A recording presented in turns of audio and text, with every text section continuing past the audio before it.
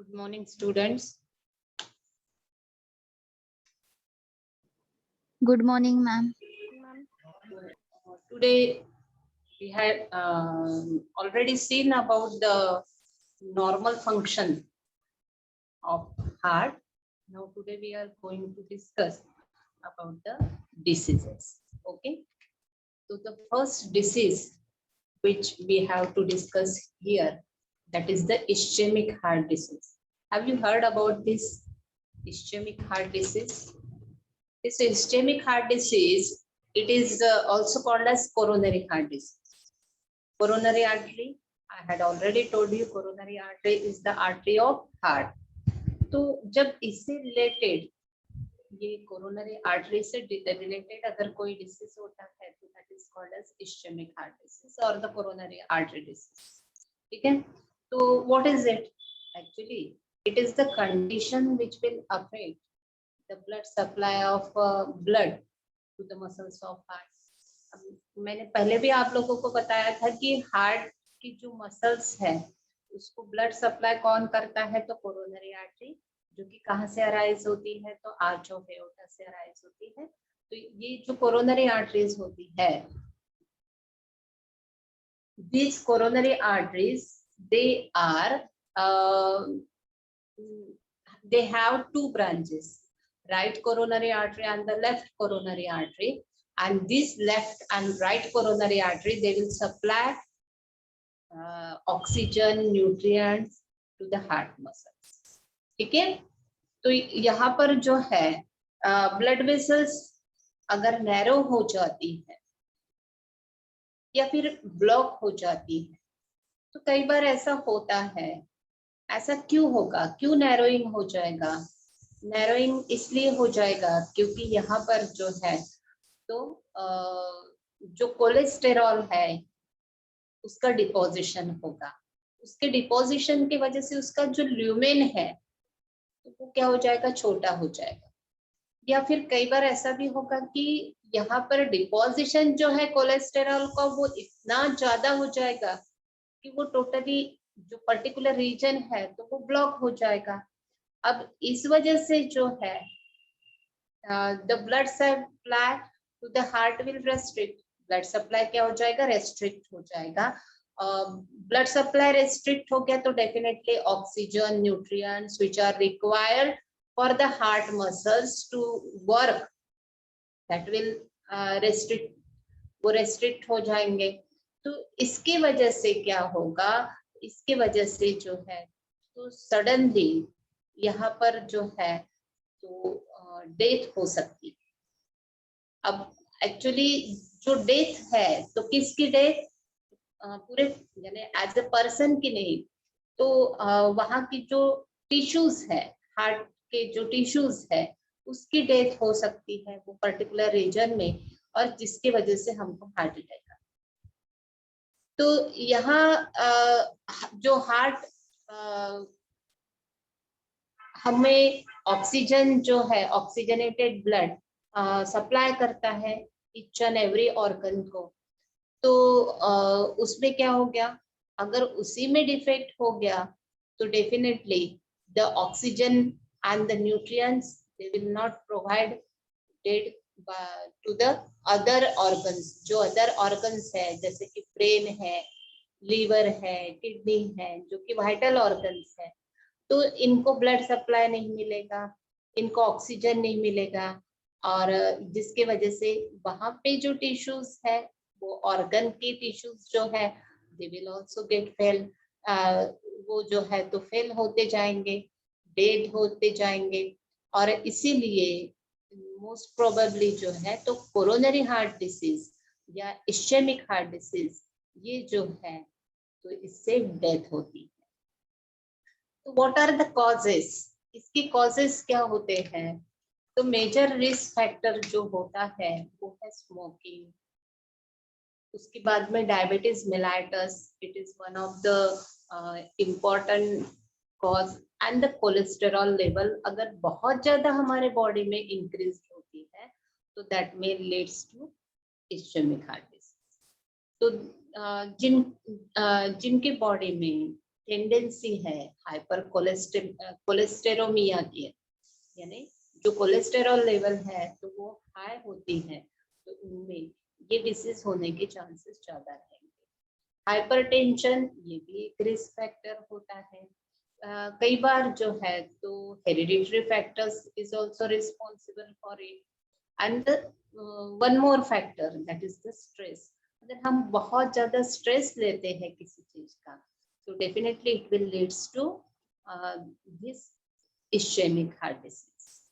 तो हम लोगों को सिम्टम्स क्या रहेंगे? यहाँ पर सबसे मेन सिम्टम जो होता है वो होता है angina pectoris. What is this angina pectoris? Actually, angina that is related with the blood vessels, and pectoris, actually two types of pectoris muscles present in our chest, pectoralis major and pectoralis minor. तो वहां पर अगर एक properly blood supply नहीं हो पा रहा है, तो ऐसे समय में क्या होगा, द पर्सन में हैव सडन पेन। अगर उसको जो है तो सडन पेन होगा, वो ऐसे चेस्ट पर जो है तो हाथ रखेगा, और जो है तो उसको सीवियरली पेन होने लगेगा। That pain will extend into the left arm, that will extend upward, that will come into this lower jaw, again that will descend downward. तो इस तरह से अगर पेन है तो that pain is of angina pectoris।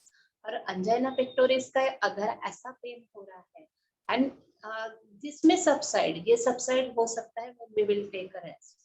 तो अगर ऐसे कंटिन्यूसली हम लोगों को angina pectoris है, तो that may be इंडिकेशन, ये इंडिकेशन होता है we are maybe suffering from coronary artery disease।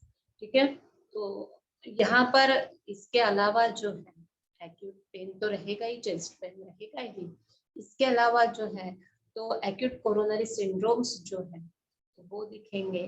फिर जो है तो अनस्टेबल अंजाइना हो जाएगा। मैंने जैसे कहा कि अंजाइना पेक्टोरिस जो है, तो in this condition if we will take a rest, so the pain may subside, but if it is not subside, and so definitely it may be one of the serious cause and myocardial infarction, यानी जो heart attack है, तो ये सारे जो है इसके symptoms रहेंगे। इसके अलावा जो है तो हार्ट फेल हो रहा है, तो उससे क्या प्रॉब्लम आएगा, तो there may be difficulty in the breathing, और स्वेलिंग आ जाएगा, एक्सट्रीमिटीज जो है तो उस पे स्वेलिंग आ जाएगा, क्योंकि जो हार्ट मसल्स है उसमें वीकनेस आता है। तो इसको प्रिवेंट किया जा सकता है, yes we can prevent it. तो how can we will prevent it? तो we can prevent it by taking by removing or preventing fatty diet, then we can prevent smoking, sedentary lifestyle जो है तो वो prevent करना है। What do you mean by sedentary lifestyle? तो sedentary lifestyle means we are not doing any physical work. So like what we are doing, so I am busy totally in a whole a day, but what I am doing, either I am standing and teaching you, or sitting and teaching you, and when I am observing the patient, when I am treating the patient, so that time again I am sitting on the chair and treating the patient. So am I doing any physical work? So nothing. We are doing the mental work, but we are not doing the physical work. So such type of style is called as sedentary lifestyle. If we are not doing exercises, walking, yoga, so definitely it may leads to ischemic heart diseases. Okay, and here we must avoid the stress so that we can avoid the ischemic heart disease. Okay, again we should avoid the food which consists of saturated fat. So when we will reduce or avoid such type of food, so definitely the lipid level in the blood, it will get reduced, and it will again reduce the arteriosclerosis. Okay, So what is arteriosclerosis? So when the deposition of cholesterol will take place, and due to which there will be narrowing, यानी जो lumen रहेगा तो वो reduced होता है ना, that condition is called as arteriosclerosis. So that will get prevented. Then we have to do regular exercises. Cholesterol and hypertension that should be maintained. So for that we have to take a proper treatment. If we are doing that, so definitely we can prevent this ischemic heart disease. So which treatment mostly we give for this? So we give some organic nitrates. We give the beta blockers, calcium channel blockers. Then we give the statins and the aspirin tablet. तो इस तरह से जो है हम इसका treatment करते हैं. Okay, so do you understood ischemic heart disease? What is the short form of it? Is the IHC. तो ischemic heart डिसीज के लिए हम IHC यूज करते हैं, क्योंकि ischemic heart कोरोनरी को ऐसा कंसिडर किया जाता है. Now about the hypertension, yesterday I had told you what do you mean by hypertension. So hypertension means when the level of blood pressure that will increase. So systolic, if it will be increased 140 or above it, and the diastolic, if it will be increased and definitely 90 or above it, that condition is called as hypertension. So this hypertension, it is a very common disorder nowadays. When I treat the patient, I had already told you that I am treating some students who are having hypertension. तो कुछ बच्चे जैसे 18-19 years के, 20 years के, and they are having hypertension. So why? Because there are some factors which are essential for this hypertension. They are the genetic and the familiar disorder. If our parents or grandparents, they are suffering from hypertension, so definitely we may have hypertension. Then maybe due to socio-economical problem, या तो social problem, हमारा surrounding जो है तो society में हमको कोई problems है या economical problems है, so that time it leads to social deprivation. Then some dietary factors. If we are taking high salt intake, or if any person is consuming alcohol, coffee, or the person is very obese, that time it may lead to hypertension. There are some hormonal factors also which are responsible for it. That is if the nitric oxide level is reduced in the body, or if there will be high renin, so definitely it will lead to hypertension. Then again neurotransmitters, acetylcholine, noradrenaline, serotonin, dopamine, and the encephalin. These hormones, they are responsible for hypertension.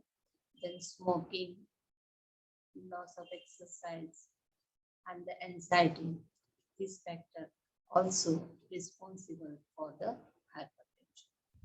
That day, one of you had asked me in basophil, तो basophil में serotonin नहीं रहेगा, वो सार्टोनिन रहेगा बेटा. सार्टोनिन ये एक vasoconstrictor का काम करता है. वासोकॉन्स्ट्रिक्टर का मतलब यहाँ पर जो है तो ब्लड वेसल्स जो है तो वो ब्लड वेसल्स, सपोज ये ल्यूमेन है ब्लड वेसल का, तो दैट विल बी कॉन्स्ट्रिक्ट, उसको कॉन्स्ट्रिक्ट करेगा. तो जिससे क्या होगा, जो ब्लड फ्लो हो रहा है, सपोज जैसा हमारा बहुत ज्यादा अगर ब्लड फ्लो होता है या तो या फिर यहाँ पर जो है तो जब कोई इंजरी हो जा रही है, तो इंजरी हो जाए तो मैंने बताया था कि ब्लड लॉस होगा, तो वो ब्लड लॉस प्रिवेंट करने के लिए वासोकॉन्स्ट्रिक्शन होना बहुत ज्यादा जरूरी होता है. तो that serotonin which is synthesized or formed by basophil will help that. Okay.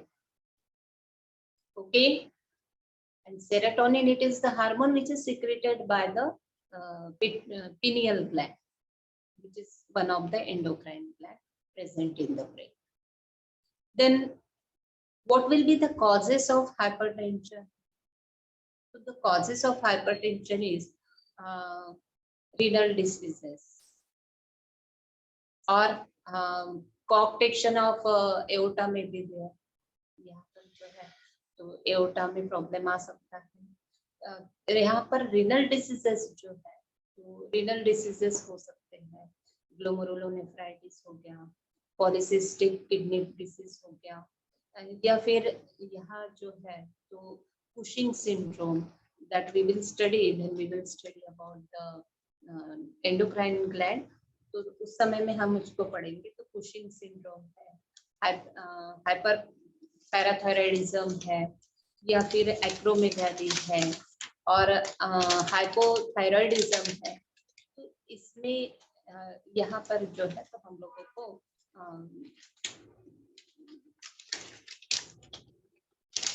ये डिसीज हो सकता है. इसकी वजह से हमको जो है तो हाइपरटेंशन हो सकता है. इसके अलावा if the female she is taking oral contraceptives and which contain estrogen, anti-inflammatory drugs also, that will lead to hypertension. Pregnancy में जो है तो pre-eclampsia होता है, उसमें भी बीपी ब्लड प्रेशर जो है तो राइज होता है.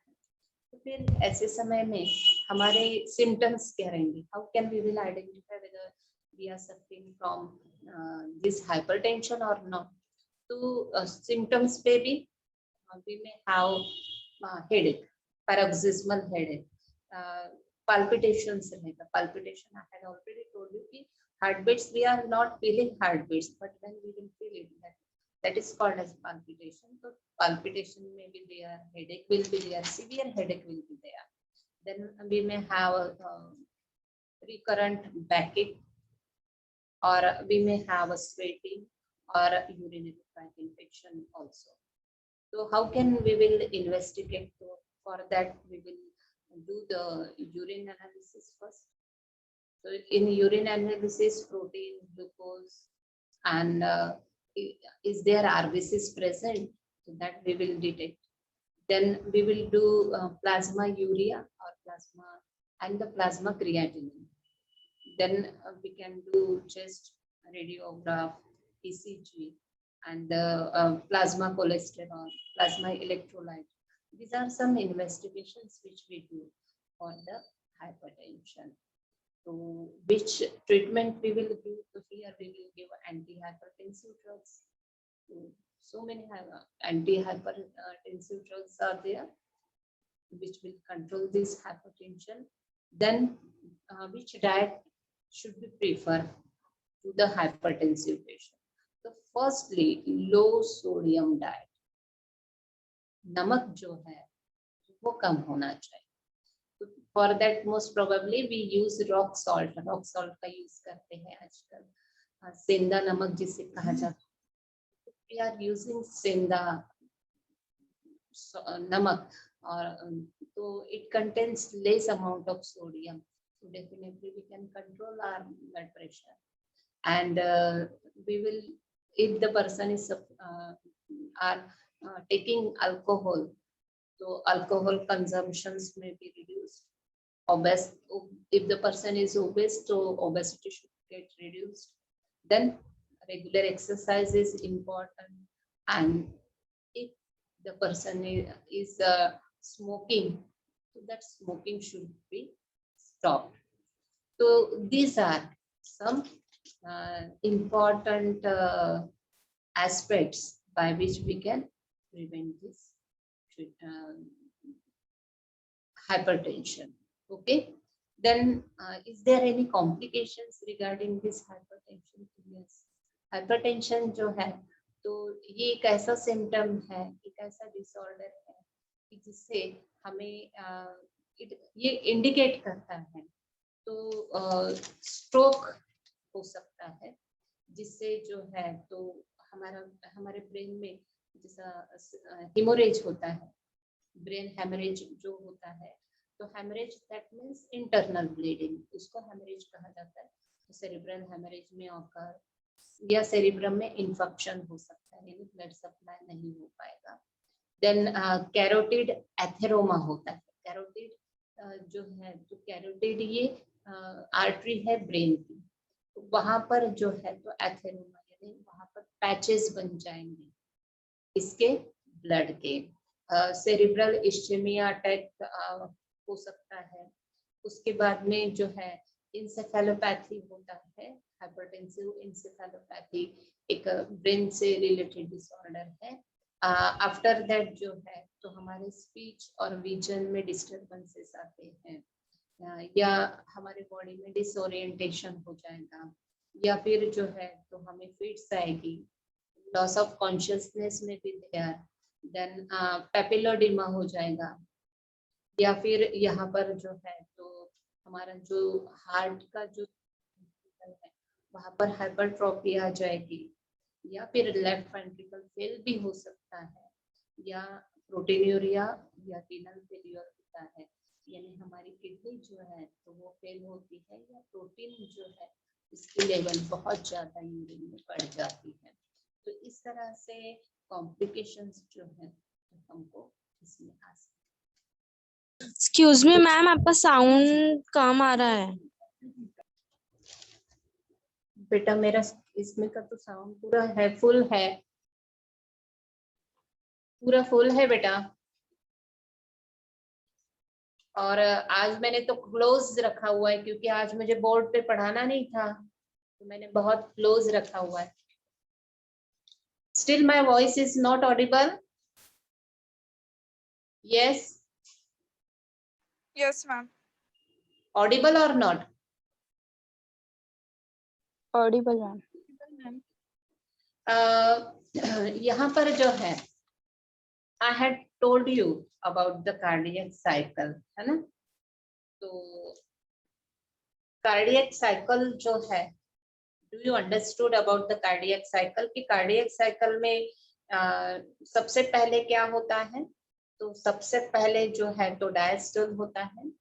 अब ये जो डायस्टोल है तो फर्स्ट स्टेज में जो डायस्टोल होगा, जहां पर सेमिलुनर वाल्व जो है तो वो क्लोज होते हैं। अब वो क्लोज होते हैं तो यहाँ एट्रियोवेंट्रिकुलर वॉल यानी माइट्रल वॉल और ट्राइकस्पिड वॉल ओपन होती है, हार्ट रिलैक्स कंडीशन में रहता है। उसके बाद में होता है एट्रियल सिस्टोल। एट्रियल सिस्टोल में क्या होता है तो एट्रियम जो है तो वो कॉन्ट्रैक्ट होते हैं, वो कॉन्ट्रैक्ट होने की वजह से जो है तो blood from atrium enter into the ventricle. तो मैंने आप लोगों को बताया था कि ट्राइकस्पिड और बाइकस्पिड वॉल ओपन होगी और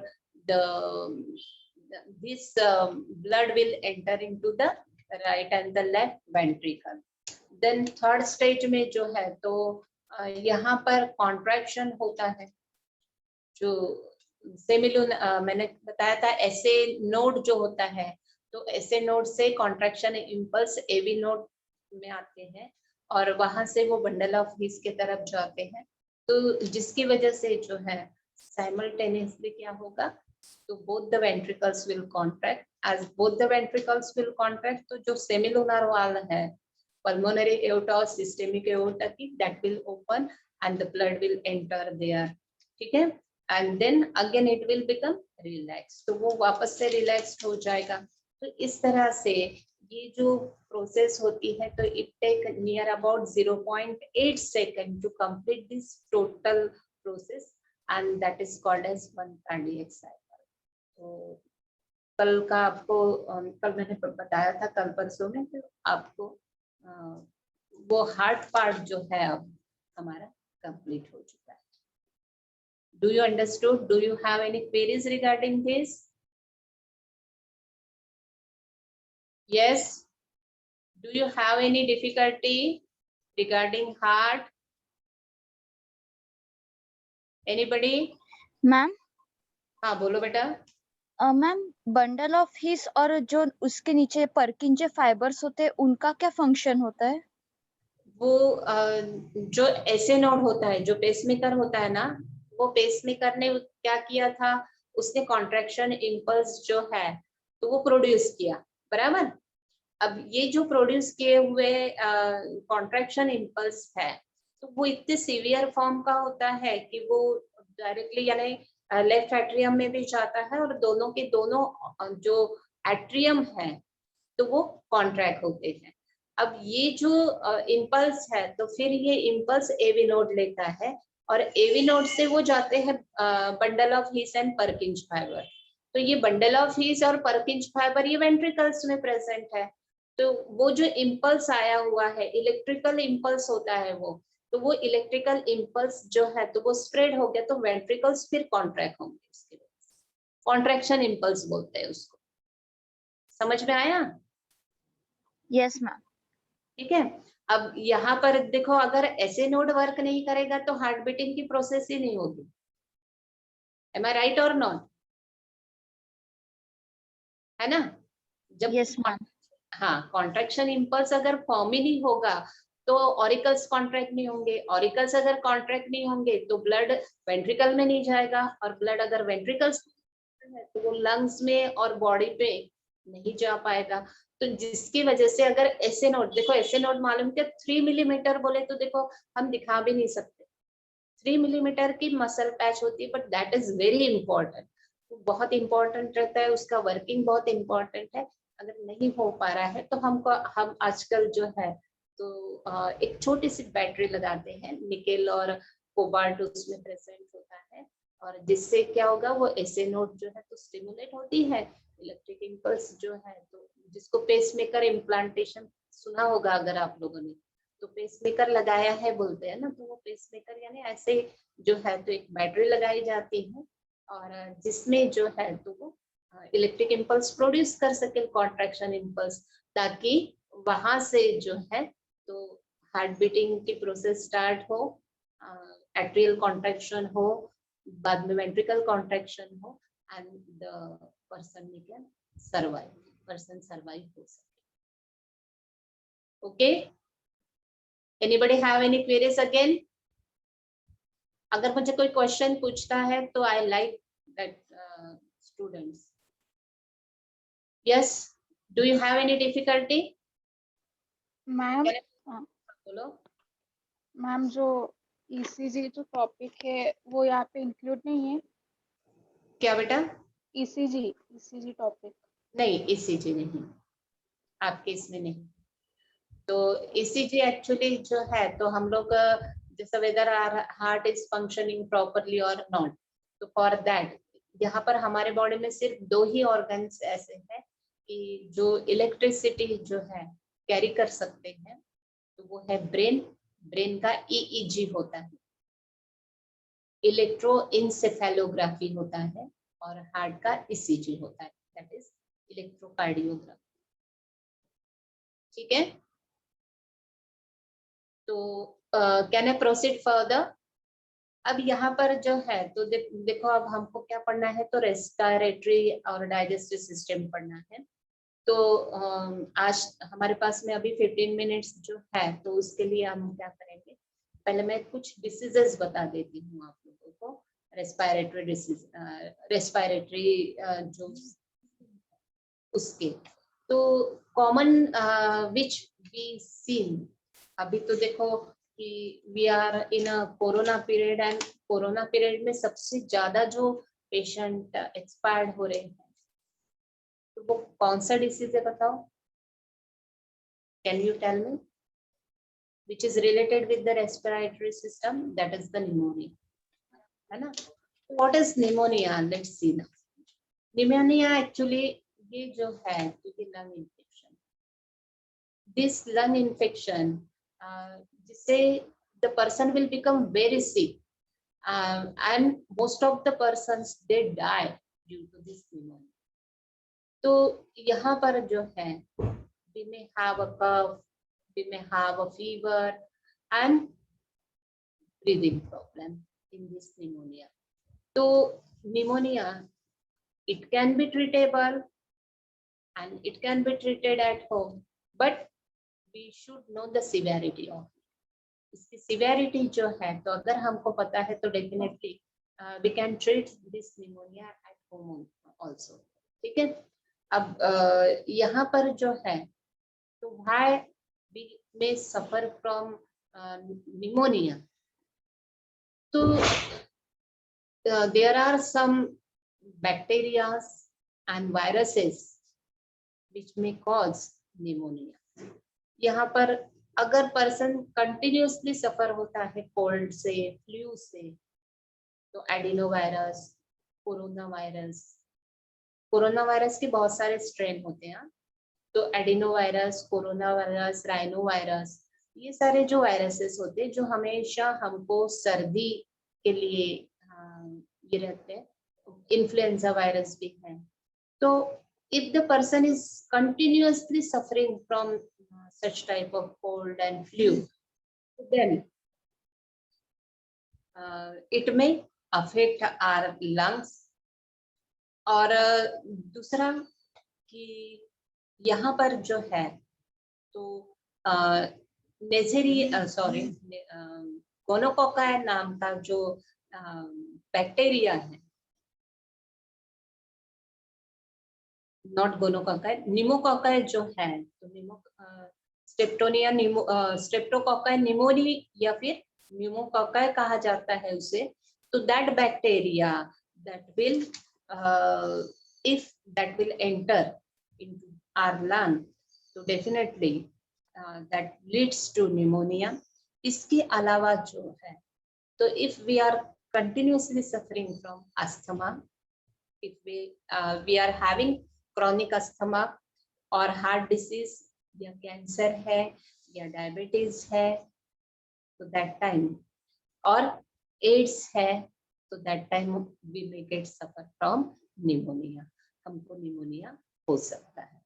And how it get transmitted? So it transmitted by droplet infection. It is the airborne. तो अगर कोई person है who is suffering from this pneumonia, and if that person is coughing or sneezing without covering the mouth and the nose, so definitely that bacteria or viruses, they will mix in the air, and if such type of contaminated air, if we inhale, so we may get suffer from pneumonia. Okay, so what will be the symptoms of it? How can we will know about it? So firstly, we may have cough with the mucus. कफ रहेगा, mucus रहेगा जो कि lung से आएगा. Mucus जो है तो green colour का रहता है, इसमें व्हाइट कलर का अगर है तो definitely it is not affecting lungs, but if it is yellow और ग्रीन तो definitely it affects the lung. तो यहाँ पर जो है म्यूकस जो कि ग्रीनिश रहेगा, and most of the time it will mix with the blood रहेगा, उसमें कंटिन्यू फीवर रहेगा. The person will like so fast breathing will be there, shortness of breath will be there, then like chattering will be there. The person will continuously chattering of teeth will be there due to chill. वहाँ उसको जो है तो ठंडी लगेगी, ठंड के वजह से जो है तो it will make the noise of these teeth like that. So that may be one of the symptom of it. Then the person will have a chest pain. So when that person will cough, so that person will hold the chest like that, पूरी तरह से, और stoop हो जाएगा यानी झुक जाएगा. तो इस तरह से अगर उसे होता है तो it may be one of the symptom of pneumonia. Then उसको जो है तो tired feeling रहेगा, heart beats will increase, the person may have nausea and vomiting and loss of appetite will be there. But still joint pain भी रहता ना? Joint pains भी रहता है ना उसमें? निमोनिया में कैसा है कि आर्थरालजिया नहीं रहेगा, नहीं, बट बेचैनी रहेगा, हाँ, फटीग मूड स्विंगिंग रहता है उसमें, ऐसा मूड पूरा है। fatigue will be there, but there will be no आर्थरालजिया नहीं रहता, जॉइंट पेन नहीं रहता, जॉइंट पेन इसमें रहता है मलेरिया में, ठीक है। नौशिया रहता है, वॉमिटिंग रहता है, loss of appetite will be there, भूख नहीं लगती इसको, और समटाइम्स सम पेशेंट में हैव अ डायरिया। डायरिया इसलिए रहता है क्योंकि जो म्यूकस है, तो that mucus will excrete out from the stool so many times. तो इसके यहाँ पर जो है ये सिम्टम्स हैं, लेकिन ये सिम्टम्स जो है तो we can see in so many diseases. तो how can we will diagnosis? तो we can diagnosis by taking X-ray chest or by CBC, that is complete blood count. Okay, so can we prevent it? So yes, we can prevent it. How can we will prevent it? So by giving immunization, means जो हम लोग जो लसीकरण करते हैं, vaccination जो है, तो वो वैक्सीनेशन से हम प्रिवेंट करते हैं, and we will stay away from the people who is suffering from cold, measles, chickenpox, and we must wash our hands continuously with the if there will be sneezing or coughing, and definitely we should avoid shaking hands. तो वैसे तो अभी हम लोगों को corona में ये सारी आदतें जो है, तो हम लोग देखो, I am practicing since near about 1992, तब से मैं प्रैक्टिस कर रही हूँ, बट ये सारे जो इंस्ट्रक्शंस हम देते रहे हैं उसको किसी ने फॉलो अप नहीं किया, but now corona had taught everyone, सभी कोरोना ने जो है तो सब कुछ बता दिया कि जब भी जो है तो स्नीजिंग कफिंग करो तो you should cover your mouth and nose properly, है ना। आफ्टर कफिंग और sneezing you wash your hands with medicated soap. ये सारी चीजें जो है तो ये निमोनिया के प्रिवेंशन के लिए जो हम लोग बताते आ रहे हैं आज तक, तो अब फॉलो होना स्टार्ट हुआ है, क्योंकि the mortality rate is increasing to this करके, है ना। तो इसके लिए ट्रीटमेंट क्या देंगे? Is it treatable? तो यस, इट इज ट्रीटेबल, ये ट्रीटेबल है, क्यूरेबल है। तो एंटीबायोटिक्स पेनिसिलिन है, तो पेनिसिलिन दिया जाता है। उसके बाद में जो है तो यहाँ पर स्ट्रेप्टोमाइसिन नाम के जो एंटीबायोटिक्स होते हैं वो दिए जाते हैं। देन पेशेंट को जो है तो ज्यादा से ज्यादा देर रेस्ट करने के लिए कहा जाता है। अगर वो स्मोकिंग करता है तो दैट शुड बी अवॉइडेड। जो कफ सिरप होते हैं, एक्सपेक्टोरेंट्स है, तो that is given to the patient who is suffering from pneumonia.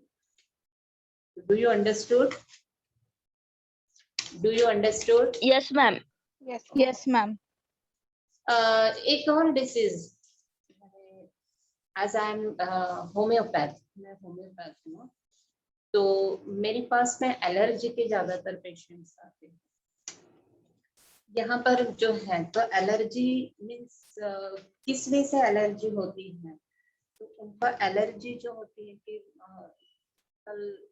कल भी शायद 2 या 3 पेशेंट जो है तो एलर्जी के ही थे, जो बताते हैं कि मैम जब भी मैं खाना बनाती हूँ, अगर वो लेडीज है तो वो बोलती है कि जब मैं खाना बनाती हूँ तो खाना बनाते वक्त मुझे बहुत, जैसे जब वो सब्जी बनाई जाती है तो उस समय में बहुत ज्यादा स्नीजिंग होता है, या फिर झाड़ू लगाया जाता है तो उस समय में बहुत ज्यादा स्नीजिंग होता है और रनिंग नोज होना स्टार्ट होता है।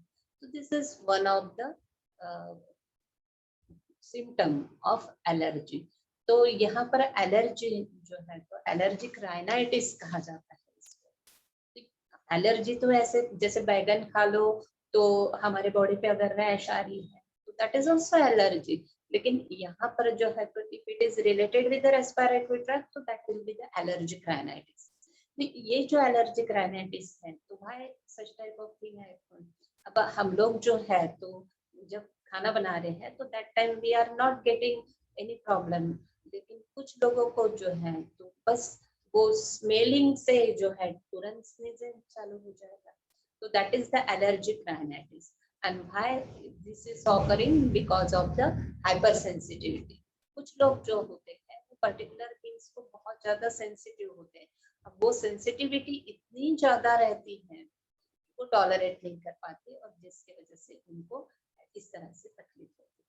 ठीक है, तो rhinitis and sinusitis these are different diseases, ये अलग अलग डिसीजेस है। तो मैंने अभी जो बताया आप लोगों को वो राइनाइटिस का बताया, एलर्जिक राइनाइटिस का, जो कि आपके सिलेबस में नहीं है, लेकिन मुझे यहाँ पर जो है तो रिलेटेड बताना था इसलिए मैंने आप लोगों को बताया। तो एक है साइनोसाइटिस। अब ये साइनोसाइटिस क्या है, तो देखो जब हमारा बर्थ होता है तो that time there is a small canal, and from that small canal the baby comes out. The weight of that baby may be 3 to 4 kg, 3 से 4 kg का बेबी जो है तो that comes out through a small canal. तो definitely अगर हमारे school जो है तो that will be hard. अगर हमारा स्कल हार्ड रहेगा तो क्या होगा, तो that will damage the so many organs of the mother. Mother के ऑर्गन्स जो है तो वो डैमेज होंगे when that baby will come out. तो इसलिए that time क्या कैसे होता है कि स्कल ये छोटे छोटे टुकड़ों में जो है तो होता है and it will get fused after the birth of that baby up to 1 year. 1 साल तक जो है तो वो फिर फ्यूज होना स्टार्ट होता है। तो आप लोगों ने महसूस भी किया होगा और ऑब्जर्व किया होगा कि यहाँ और यहाँ पर जो है तो मोस्टली गैप होती है, इसलिए हम बोलते हैं कि जो छोटे बेबी होता है तो वो बेबी नीचे ना गिरे ताकि ब्रेन को इंजुरी होने से हम प्रिवेंट कर सकते हैं। ठीक है ना, तो यहाँ पर ये जो बोन्स है इसका ऐसे फ्यूजन होता है। तो ये जो फ्यूजन हो रहा है इसमें कई बार क्या हो जाएगा, थोड़ी सी गैप रह जाए और उसका अगर इन्फ्लामेशन होता है, वो जो गैप होती है उसको हम साइनस कहते हैं, और ये जो साइनस है इसका अगर इन्फ्लामेशन होता है, इसमें अगर स्वेलिंग आता है तो that condition is called as sinusitis. Do you understood? Yes, do you ma'am. Understood what I am saying? ठीक है, Yes, ma'am. जो हेल्दी साइनस रहेगा उसमें एयर प्रेजेंट रहेगी, बट जब वो ब्लॉक हो जाएगा तो उसमें फ्लूइड रहेगा, दैट विल कंटेन फ्लूइड। और अगर उसमें फ्लूइड है तो then the germs will start to grow there, and when the germs will start to grow there तो देन, ठीक है। तो जो कंडीशंस है जो साइनस ब्लॉकेज करेगा तो वो क्या रहेगा, तो वो कंडीशंस रहेगी कॉमन कोल्ड, जिसको हमेशा सर्दी रहती है, या एलर्जिक राइनाइटिस जो मैंने थोड़ी देर पहले बताया कि जिसमें हमेशा जो नोज है तो उसका इनर साइड स्वोलन रहेगा, या फिर जो है तो यहाँ पर हम लोगों को नेजल पॉलिप होता है। नेजल पॉलिप बोले तो ये अंदर जो गैप है नेजल कैविटी जो है तो वहां पर ऐसे छोटे छोटे जो है लम्प्स फॉर्म होते हैं, जिससे क्या हो जाएगा तो नेजल पैसेज जो है तो वो ब्लॉक हो जाएगा, and due to which we may have a continuous sneezing और कफिंग जो है तो वो होते रहेगा। या फिर कई बार डेविएटेड नेजल सेप्टम होता है। डेविएटेड नेजल सेप्टम का मतलब होता है ये जो बीच में अंदर से जो सेप्टम है तो दैट वो थोड़ा सा टेढ़ा होता है। तो अगर ऐसा डेविएटेड नेजल सेप्टम है तो definitely the person will have sinusitis, इसको रहना ही रहना। ओके, तो यहाँ पर जो है जिससे भी साइनुसाइटिस की तकलीफ होती है ना, हमेशा ऐसे सर पकड़ के ही रहे, या यहाँ पर दबाते रहेगा या यहाँ पर दबाते रहेगा। तो अगर इस तरह से वो कर रहा है तो समझ जाना है कि इसको साइनस की तकलीफ है और उसके कान में भी तकलीफ होती है। नोज में तो होगी, हेड में तो रहेगा ही और कान में भी तकलीफ होगी। ठीक है, तो ये यहाँ पर जो है these sinusitis, they are of two types. One is acute sinusitis and the second is chronic sinusitis. तो acute sinusitis जो है तो यहाँ पर क्या होगा कि we may have a cold like symptoms, यानी जो सर्दी के सिम्टम्स होते हैं वैसे ही रहेंगे। रनिंग नोज रहेगा, स्टफी नोज रहेगा, फेशियल पेन होते रहेगा एंड एकदम से स्टार्ट हो जाएगा, but it will continue near about 2 to 4 weeks. ये 2 to 4 वीक्स के लिए कंटिन्यू रहेगा। अरे सर्दी तो बैठती नहीं है इसकी, हम ऐसा बोलते रहेंगे तो उसको साइनोसाइटिस रहेगा। ठीक है, फिर नेक्स्ट जो होती है तो वो सब एक्यूट साइनोसाइटिस स्टेज है। सब एक्यूट साइनोसाइटिस में इट में टेक 2 to 3 months। वो जो है तो जो सर्दी और स्टफी नोज और ये सब जो रहेगा तो इट में भी अप टू 2 to 3 months तक जो है तो हमको देखने के लिए मिलेगा।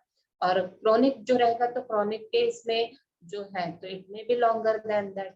12 ही महीने इसको सर्दी रहती है, हमेशा इसकी नाक बहती है। अगर हम ऐसा बोल रहे हैं दैट टाइम द पर्सन में suffer from such type of disease. तो यहाँ रिकरेंट साइनोसाइटिस जो है अगर हमें हो रहा है तो वो जो पर्सन रहेगा उसमें स्वेलिंग रहेगा नोज के अंदर, ब्लॉकेज रहेगा, डक्ट जो रहेगी ड्रेनेज ब्लॉक हो जाएगा।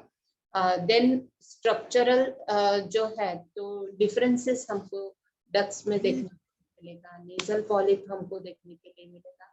उसकी इम्यून सिस्टम जो है तो वो डेफिशिएंट है, यानी प्रॉपरली वर्क नहीं कर पा रही है। तो इसके सिम्टम्स हम लोगों को क्या दिखेंगे? तो एक्यूट साइनोसाइटिस में जो है मैंने जो अभी बताया कि फेशियल पेन्स रहेगा, प्रेशर क्रिएट होगा। तो मैंने जो ऐसे बताया कि बस वो दबाते रहेगा कि यहाँ पर दबाएगा, यहाँ पर पैरानेजल साइनस होता है, स्मॉल साइनस होता है, ऐसे अलग अलग साइनसिस होते हैं। देन स्टफी नोज रहेगा, रनिंग नोज रहेगा, स्मेलिंग लॉस हो जाएगा। जब भी स्मेलिंग लॉस होता है, देखो जब फूड का स्मेल जब बहुत अच्छा होता है तभी हमको उस फूड को जो है तो खाने की इच्छा होती है। तो यहाँ पर as the smelling loss will be there तो definitely the appetite will decrease, cough रहेगा, कंजेशन होगा, फीवर रहेगा, बैड ब्रीथ रहेगा, बदबू आएगी। ठीक है, देन डेंटल पेन में भी देयर, क्योंकि साइनसिस यही पर है ना, तो डेंटल पेन में भी देयर। क्रोनिक साइनोसाइटिस में जो है तो कंजेशन रहेगा, उसको जो है तो फेस हमेशा फुला फुला दिखेगा। हम बोलते हैं कि अरे मोटा हो रहा है तो नहीं, तो यहाँ पर जो है तो फेस हमेशा फुला फुला फुलनेस दिखेगा। नेजल ऑब्स्ट्रक्शन रहेगा, नाक हमेशा ब्लॉक रहेगा, पस आएगा नेजल कैविटी में से, फीवर रहेगा, रनिंग नोज होगा, हेडेक रहेगा, टूथेक रहेगा, टायर्डनेस, बहुत ज्यादा टायर्ड फील करेगा। तो इसके लिए हम ट्रीटमेंट कर सकते थे, yes it is treatable disease. तो जो डिकंजेस्टेंट रहते हैं, यानी हमारा नोज जो भी ब्लॉकेज है वो रिमूव करने के लिए, या फिर जो है तो हम सलाइन नेजल वॉश करवाते हैं, उसके बाद एंटीबायोटिक्स देते हैं। लेकिन मेरे ख्याल से जो है तो एंटीबायोटिक्स यहाँ पर वर्क नहीं करता है। ठीक है, यहाँ एंटीबायोटिक्स तो दिए जाते हैं, डोंट नो कि whether I am a homeopathic physician, that's why I am saying, but यहाँ पर जो है तो एंटीबायोटिक्स वर्क नहीं करते। if we are taking antibiotics तो still we will not get relief at all। तो फिर जो है तो हम इसके लिए क्या करते हैं तो स्टीम इन्हेलेशन करवाना है। उसके बाद जो है तो नेजल ड्रॉप्स जो है तो कुछ सलाइन नेजल ड्रॉप्स जो है तो that we use so that ma'am sound मेरा साउंड तो बेटा कंटिन्यू वही है.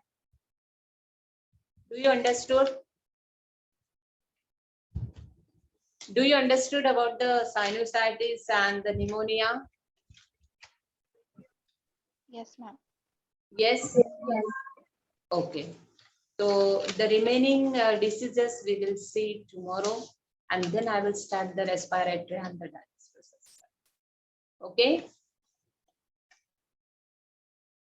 So thank you. Thank you, ma'am. Thank you, ma'am.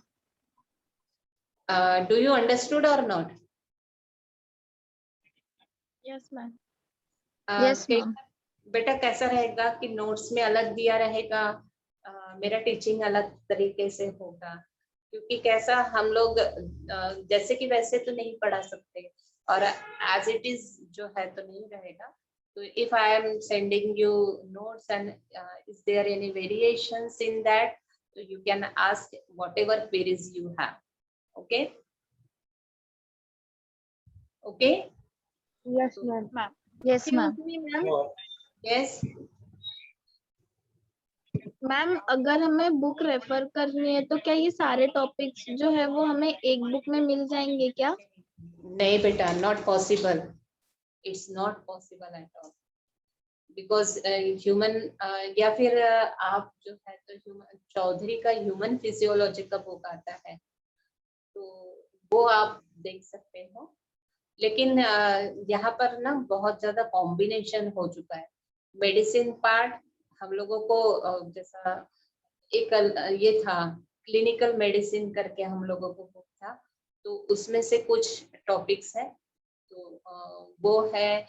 उसके बाद में एनाटॉमी और फिजियोलॉजी, तो ये सभी इसका मिक्सिंग है. तो यहाँ पर एक बुक रेफर करने से नहीं हो. ओके. मैम अगर हमें बुक रेफर करनी हो तो फिर अलग अलग बुक्स में ये टॉपिक्स मिलेंगे क्या अगर पढ़ना हो तो? बराबर बेटा, हाँ. तो अलग अलग बुक्स में अलग अलग टॉपिक्स मिलेंगे. इवन ऑस्टियोलॉजी जो है तो एनाटॉमी का ही एक पार्ट है, तो एक ऑस्टियोलॉजी नाम का बुक है, तो उसमें आपको स्केलेटल के बारे में जो कि अपन ने नहीं पढ़ा है अभी, ये सब ऐसे एनाटॉमी का बुक, फिजियोलॉजी का बुक, क्लिनिकल मेडिसिन और सर्जरी, ये सभी इसका इंक्लूडेशन है इसमें. तो it we will not get in one book. अब कैसा ये as this subject is related with my practice, so it is easier for me to teach you. मुझे टीच करने के लिए कोई प्रॉब्लम नहीं जाता. आई नो अबाउट इट, तो मैंने कुछ शॉर्ट में जो है तो इसके नोट्स निकाले हैं, that I am sending you now. If possible you can note it down, or you can go through the PDFs.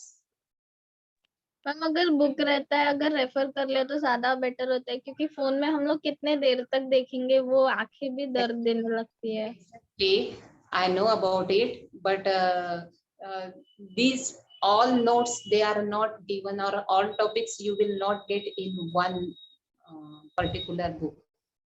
So you can purchase handbook of human physiology, ऐसा एक book जो है, तो I don't know who is the author of it, तो वो आप refer कर सकते हो.